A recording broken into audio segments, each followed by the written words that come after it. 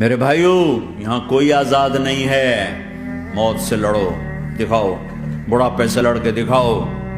غم اور دکھوں سے لڑ کے دکھاؤ۔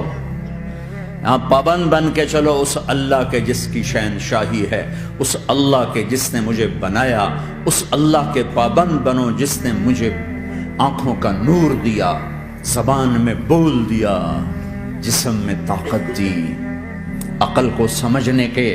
اوصاف دیے۔ اس اللہ کے پابند بن کے چلو جس نے قرآن کو اتارا، جس نے دھرتی کو بچھایا، جس نے آسمان کو اٹھایا، جو موت دینے والا ہے، جو موت کے بعد اٹھانے والا ہے، اپنی ذات میں قائم، اپنی ذات میں دائم، موت سے پاک، تھکن سے پاک، نیند سے پاک، اونگ سے پاک، ظلم سے پاک، ذوق سے پاک، خزانوں کا مالک، عزت کا مالک، قوت کا مالک، شہنشاہی کا مالک، کبریائی کا مالک، ہیمنت کا مالک، جبروت کا مالک،